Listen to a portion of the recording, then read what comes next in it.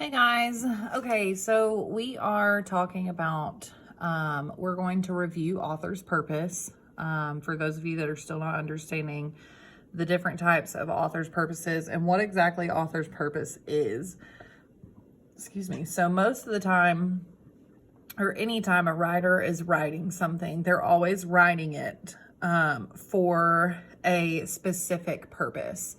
And we know in the past, we've always called them PIE. So persuade, inform, and entertain. Well, this year we have added another one, and it kind of goes into a little more detail. But now we have another E. So now we have persuade, inform, entertain, and express. So what I'm going to do first is I'm going to read this short passage, and then we are going to talk about it. So make sure you're following along as I'm reading, because I want you to try and figure out if you can tell what the author's purpose is of this short little passage. So it says, it's called The Disappearing Tuna. It says, tuna has been a main part of many Asian diets for years. Today, people around the world have started eating tuna as well. Fishing companies are working more to meet the demand. The fishing in the oceans are caught faster than they can reproduce. Scientists estimate that the number of tuna has dropped over 70% in the last 30 years because of overfishing. Yet fishing companies in many parts of the world are not changing how they fish. The world community needs to set limits on fishing tuna. If not, this fish may soon die out. So, like I said, we are going to read that, and then we're going to talk about our four authors' purposes. So we have, like I said, our different authors' purposes: persuade, inform, entertain, and express. So let's talk about persuade real quick. When we are persuading, we're trying to make the reader think a certain way. So I'm going to write that on my chart. And if you want to take out a sheet of paper and do the same thing that I'm doing, this can be a good, useful tool that you can come back and look at whenever we are going over author's purposes. So again, persuade is to try and make the reader think or act a certain way. Okay. So we have our P for our pie. And now let's move on to I, which is inform. When we are informing, when the author is wanting to inform, they are giving the reader important information like facts. So I'm going to write that. The author is giving the reader important information. And then I'm going to put for example facts. Oh, goodness. That's supposed to say facts. And I'm not using a pencil, so I've got to do a little whiteout.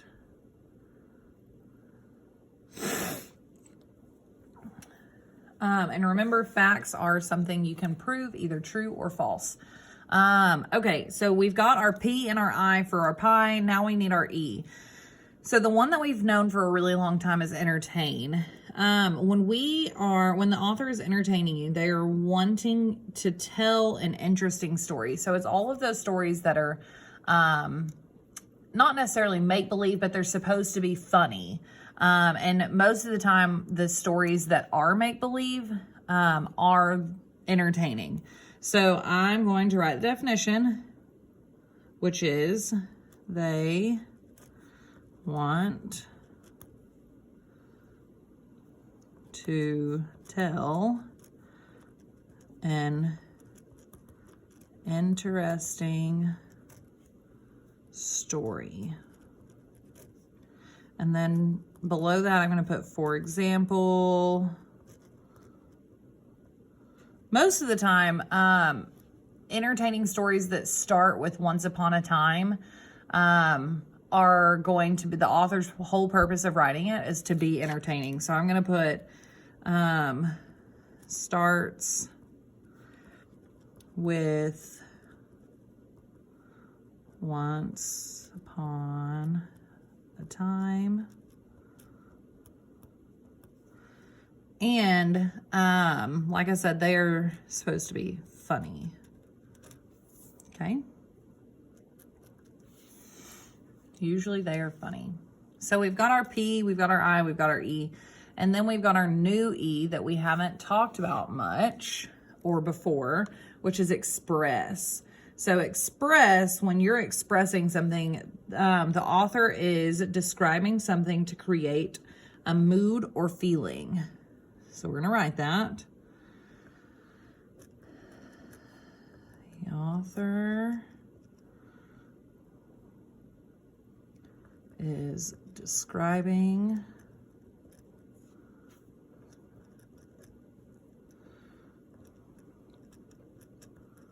something to create a mood / feeling. So we've got our notes. Like I said, if you did not, I would take these notes on a piece of paper as well, just so that you have them. And this is for author's purpose. So I'm going to scoot it up a little bit and write author's purpose at the top. Like I said, this is supposed to be for author's purpose. This is our author's purpose notes. Now that we've written this, we have found our definitions and what are some clues and examples of stuff. Let's look back at our disappearing tuna. Look back at our disappearing tuna story and see if we can figure out which one of these author's purposes we may pick for the disappearing tuna. So again, let's reread our story. Tuna has been a main part of many Asian diets for years. Today, people around the world have started eating tuna as well. Fishing companies are working more to meet the demand. The fish in the oceans are caught faster than they can reproduce.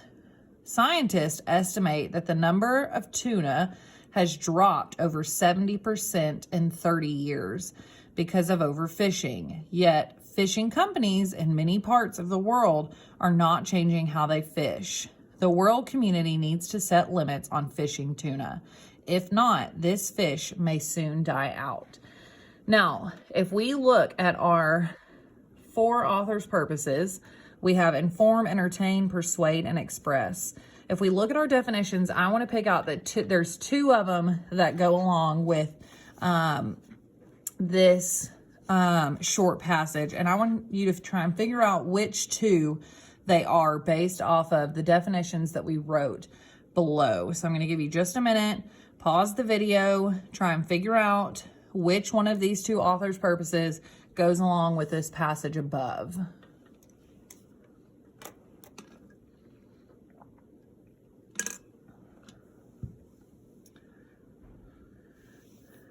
So now that you have reread through your definitions, let's go through and let's check.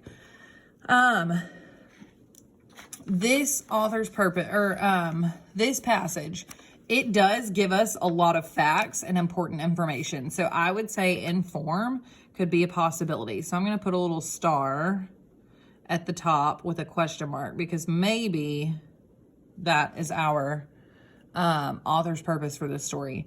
But then we look at entertain. This story was not meant to be funny. This passage that we had called The Disappearing Tuna was not meant to be funny. It didn't start with once upon a time. So I know that entertain is not it. It is not, the author's purpose was not to entertain us when they wrote this passage. Persuade. It says, try and make the reader think or act a certain way. Well, there is a specific sentence towards the end of the paragraph or the passage that I think is a huge key helper clue that will help us figure out if it's persuade or not. And it's this last sentence. It says, if not, this fish may soon die out. So if we don't quit fishing for all this tuna, then soon the tuna are going to die out and we no longer will have them. So again, I'm going to put a star under persuade with a question mark because I think that it could be persuade, but let's look at express. It says the author is describing something to create a mood or a feeling. I don't really think they're trying to set a mood or a feeling here with this passage. So our two authors' purposes for the disappearing tuna are going to be inform and persuade. So based off of the definitions that we wrote, if you wrote these definitions, you wrote your clues on them, like I said, then that should have helped you figure out what the author's purpose for the disappearing tuna was. It's giving facts such as the decrease in tuna. It also tries to convince the reader that there should be a limit on fishing and that we should stop fishing. But the main purposes are to inform and persuade. So if you have any other questions, check back tomorrow and I will be posting another video of author's purpose and how author's purpose works. So I hope you have a great day. Bye.